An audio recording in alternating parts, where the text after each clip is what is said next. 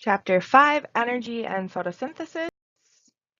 So by the end of this, after reading your book and listening to the lecture, you should be able to define energy and know how it flows, understand how plants convert energy in sunlight into energy-rich organic molecules, learn and write the general equation for photosynthesis, and understand and know the steps of photosynthesis within the chloroplast. Okay, so before we get into how we can use and make and everything energy related, what is energy? We need to make sure we actually understand energy. And energy is just the capacity to do work. So if you've been in physics before, you've probably heard about what work is, what energy is, but we'll go over it a little bit here. So energy is obviously critical to all life on Earth. It's what powers everyday activities. How do we get energy? Well, we need it from we get our energy mostly from food, which we'll talk about in just a second, because we have autotrophs and heterotrophs, and we'll get into the differences between those. But let's talk a little bit more about energy or the ability to do work. So the law of conservation of energy is at the top here. So energy cannot be created nor destroyed. That is the law of conservation of energy. Okay, so you will see that throughout, and you've probably heard it before, especially if you've had any sort of physics courses. You can't destroy energy and you can't create it from nothing. It's always there. It's just changing form, basically. Okay, so when we're talking about energy, it includes everything. So it's something that you can see, and it's also things that you can't see, like cellular function. And there's two general types of energy. So we have potential energy and kinetic energy. You've probably heard of both of them, but potential energy is stored energy. So it's whenever we're breaking like those anabolic and catabolic reactions that we talked about last lecture. So if we're breaking those bonds, the catabolic reactions, that gives off a chemical energy, which is a form of potential or stored energy. So anytime those molecular bonds are breaking or coming together, if potential energy is also when things are prevented from moving, things capable of falling with gravity, all of that is potential energy. So you can look at it as something that like it's just like it sounds like, it's potential. So we have that stored energy and we're able to do something with it potentially, but it doesn't mean that we're always doing something with it. But keep in mind that chemical energy is also a form of potential energy. And then we have kinetic energy. So this is probably a lot of times the energy that you're thinking of because it's the energy of motion. And we have a few different types of kinetic energy, okay? So we have mechanical energy, which is our energy from movement. We also have heat, which is the random movement of atoms. And remember, if you will, that heat causes quite a bit of loss of energy. So whenever we're doing something, we're also giving off heat, right? So say we're running, that's a form of mechanical energy, which is still kinetic energy, but we're also giving off heat, right? We're sweating, we're giving off heat to the atmosphere and basically just losing that energy to the universe. And so that is all kinetic energy. Light energy is also kinetic. So this is photons moving in waves, which we'll talk about in a little bit. So again, the law of conservation of energy, energy isn't made or used up, but it is converted into other forms.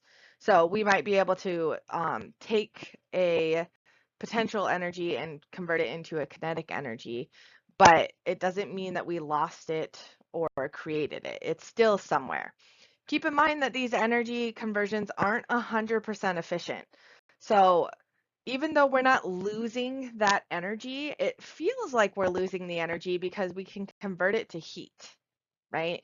And heat's just released into the atmosphere. So that kind of makes it seem like you've lost energy. Like if you go running, you might have a little bit of a runner's high afterwards, but eventually, or any kind of workout, eventually you'll probably feel like you've lost some energy. And it's because you kind of have. You put that energy off into the atmosphere as heat.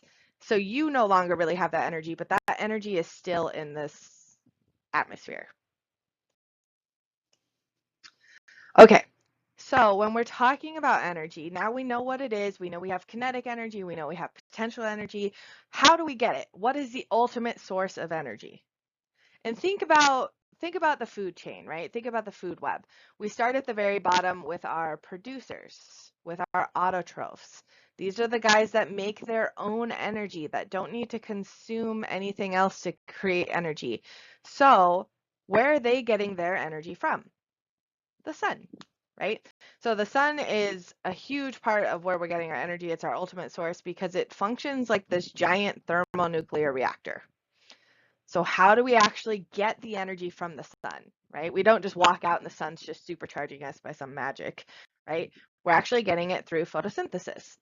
We can't photosynthesize as humans, but plants and algae can photosynthesize, and we consume them, even if it's in an indirect way. If you're not directly consuming vegetables or plants, then you're still indirectly consuming them because you're probably still consuming something else that would have consumed them. So we are heterotrophs. We're getting it as a secondary consumer, basically. But photosynthesis is the process by which plants and other autotrophs use the energy of sunlight to make energy-rich molecules. So they use carbon dioxide and water in addition to sunlight, and they capture and transform the energy of that sunlight by the process of photosynthesis. And again, you'll see autotrophs quite a bit. Those are our producers, our autotrophs, what we talked about in the last section or the last unit. These are the guys that can perform photosynthesis. So these are our plants and algae and some bacteria. And heterotrophs we are a good example, humans. We are the ones that obtain energy by eating other organisms. So we can't make our own energy. We have to consume something else, whether it's an autotroph or heterotroph, whatever we're consuming, it eventually had to start with photosynthesis to get that energy. Okay, so how does photosynthesis work? Again, most autotrophs are organisms that carry out photosynthesis, so they convert light energy into chemical energy. So again, we're not losing or gaining any sort of energy here. We're just converting the light energy that we're getting from the sun, and we're converting it into a chemical or stored potential energy. Okay, and we've got three basic types of autotrophs, so three basic guys that can do this photosynthesis. We've got plants, algae, and bacteria like cyanobacteria. Anytime you see the word cyano, it's kind of associated with like a green, almost algae type of function. Okay, so we have photosynthesis, or we have the sunlight. That's our light energy. We go through the process of photosynthesis and we create chemical energy from sugar. Okay, so we're making glucose molecules during photosynthesis, which we'll get into in just a second. And we can use that chemical energy or that potential energy for several different things. So we can use it immediately, right? This is our usable energy, and some of that's just converted into a form that's available right away to power cellular functions. So again, this is energy or work that you can't necessarily see, but has to be done basically. So it's something that's still happening inside your body, or if you're looking at a plant, it's happening still inside of the plant to maintain that cellular function to keep them alive. We could also store that energy, right? And we're just storing it as potential energy, and a lot of times we store it in something like oil. Oil is pretty hard to break apart essentially, but you can use it for lots of different kinds of energy. Think fossil fuels, think anything really. Energy or stored energy is really great in something like oil. And then we can also use it in cell structures, right? So it can be building blocks for other cell structures is how we can use some of that chemical energy that we're getting from the glucose molecules in photosynthesis. Okay, so to get a little bit more into photosynthesis happens in two different steps, and it happens in the chloroplast. So remember, only plant and algae cells have these guys, and they're organelles that are present in these cells, and that's where the photosynthesis occurs. Okay, and these are, if you're looking at a cell, if you're looking at it under a microscope, they're the little green, kind of almost oval shaped organelles within a plant or algae cell. Okay, so if we're looking at this chloroplast, inside of it, we've got a few things going on. So first, we've got the photostep. This is where the chloroplasts are capturing the energy of sunlight. And so to do this, they're splitting that H2O or water molecule by releasing oxygen as a byproduct. Okay, so the very first thing that happens is water is splitting, oxygen is kind of going off to the side. And then we're taking that chemical energy now and we're going into the synthesis step. And this is to convert the carbon dioxide into glucose. So if you look at our equation down here, you definitely want to make sure that you understand this equation and memorize it. So our inputs, we have sunlight, water or H2O, and carbon dioxide or CO2. So sunlight plus water and CO2, once it goes through our photosynthesis step, our photosynthesis in those two steps, the output is oxygen, right? Which is coming from that first step by splitting the water is how we're getting oxygen. And the next outcome or product is glucose. And you don't need to memorize the chemical product for glucose, which is C6H12O6. So 6 carbons, 12 hydrogens, 6 oxygens. But it is kind of helpful to know sometimes when you're thinking about different chemicals that are reacting, and if you're actually going into how this is happening, sometimes it's a little bit easier. So basically, from our water here, right, we're releasing the oxygen, and that's where we have our oxygen here. And then we're using that hydrogen to combine with our carbon dioxide, and that's how we're making our glucose in the synthesis step. Okay. So again, make sure you know this: sunlight, water, carbon dioxide, and through photosynthesis, we're going to yield oxygen and glucose. So from the sun, we have light energy, and that's just the energy of the electromagnetic spectrum of radiation. Okay. Light energy is made of these little particles called photons, and photons are just packets of light energy. So photons of different wavelengths contain different amounts of energy. Okay. So when we're looking at this visible wavelength spectrum, or if you're looking from low to high energy, different organisms have a different visible light wavelength. So ours, I think, is somewhere, I think it's like 350, maybe 400 to 750 nanometers, and that's our visible light, because that's what we can actually see. But the sun emits quite a spectrum of radiant energy, so it travels to the earth in waves, and each wave carries a discrete packet of energy called a photon. Each photon has a characteristic wavelength and energy. So if we're looking between these photons, between these visible wavelengths, we've got between 400 and 750. You can see our lower energy here. We have things like radio waves, microwaves, and then we get into higher energy, which is where we get into like X-rays and gamma rays. So that's where we're talking like Hulk kind of stuff. That's the kind of stuff that you really want to stay away from for the most part. And again, visible light spectrum is what's visible to humans. So when a light photon hits the eye, we perceive its wavelength of visible light as a particular color.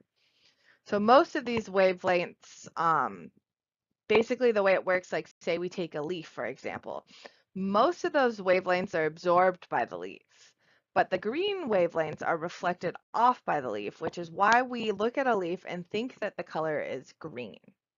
Okay, so kind of the same thing happens when sunlight hits the plant, right? The chlorophyll pigment in the leaf is absorbing the red and blue wavelengths of visible light and reflecting the green wavelengths, which is why when we look at chloroplasts, when we look at these photosynthesis organisms or organelles, we see green. Okay.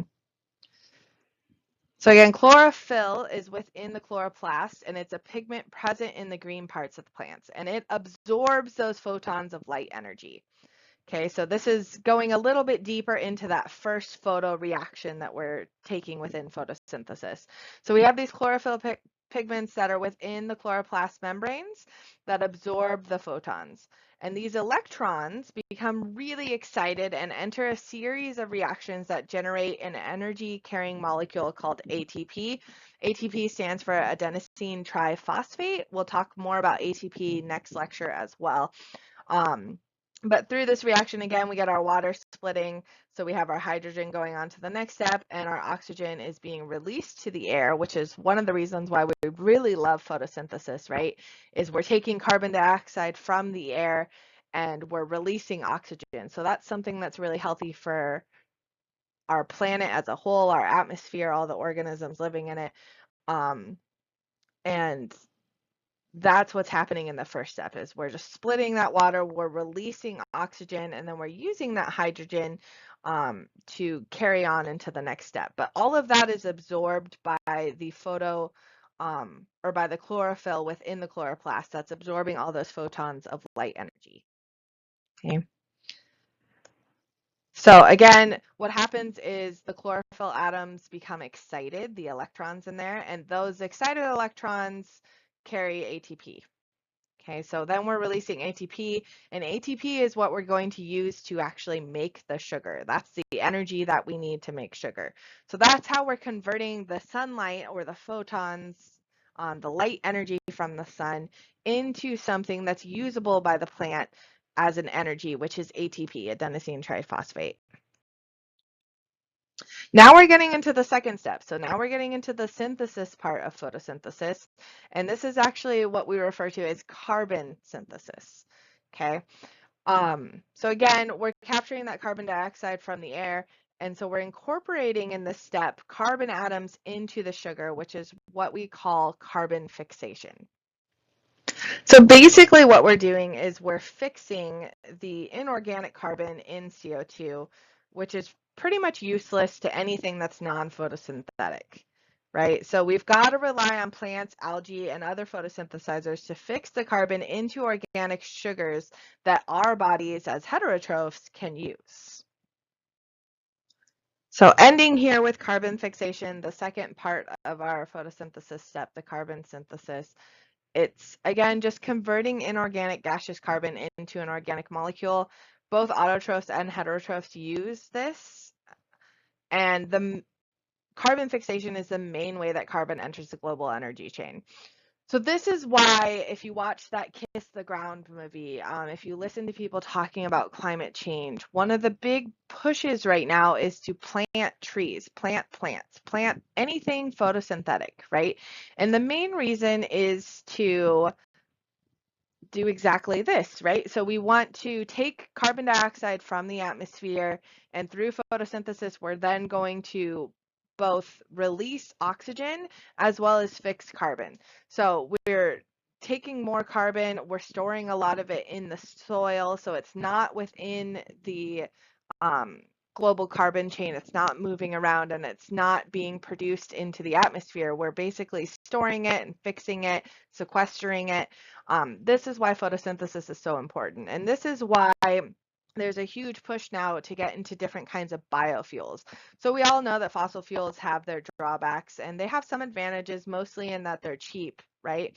But we also have biofuels, and biofuels are talked about pretty widely in your book. So look at your book a little bit more for biofuels, but that's kind of what the chapter is focusing on, is it's looking at photosynthesis through the light of trying to create and discover different types of biofuels. So the main one that they're looking at in your chapter is making algae an alternative energy source.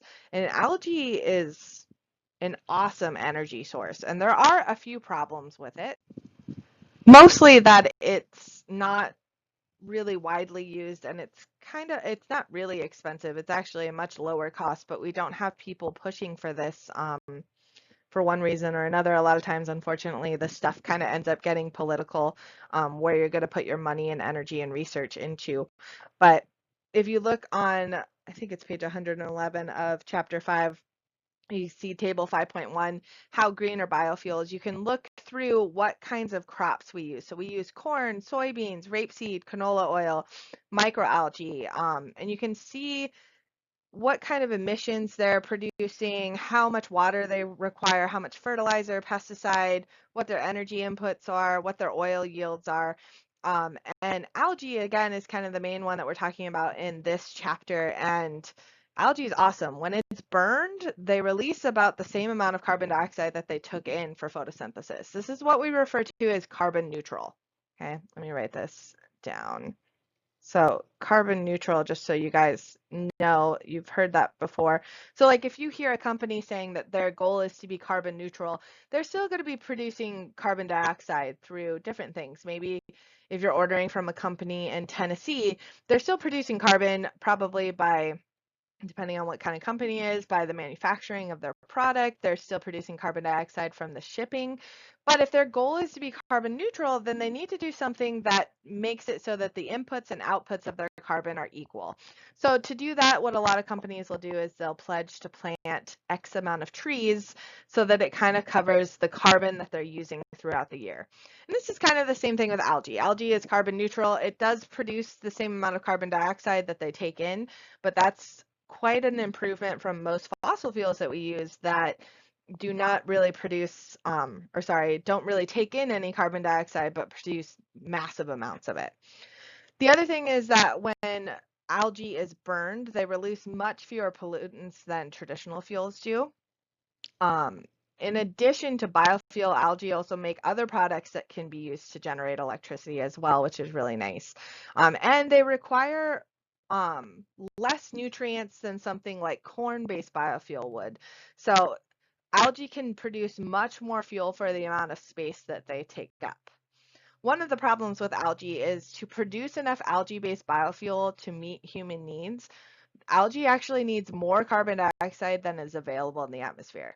And that's a great problem, right? We look at carbon dioxide in the atmosphere, especially right now when we're in talks of having such drastic climate change and such negative things, that to have too little carbon dioxide to use algae as a biofuel constantly for all of our needs is a great problem to have, which means that if we just started using algae as a biofuel for even like a quarter of what we're currently using fossil fuels for, we'd be intaking so much carbon dioxide. And if you guys go ahead and watch that Kiss the Ground film that is assigned as a service learning option, that is a great kind of, I guess, documentary that's pulling in a lot of these things, and it kind of gives you a nice view of climate change, right? Climate change is really negative and it's a lot of doom and gloom, and sometimes we get really kind of put down about it, that we're not going to be able to change it. And one reason why I do like this documentary is that it gives us a little bit of hope, and it makes it seem like something feasible that we can actually fight. And that's through soil. So it's through planting and farming the correct ways and making sure that we're really putting an emphasis on that.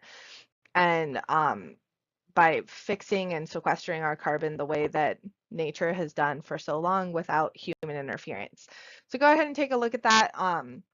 If you want, I definitely recommend it. I think it'll help bring together a lot of these concepts that you've learned in this chapter, as well as what you'll learn in the next chapter in respiration, and bringing in Unit 1 together as well.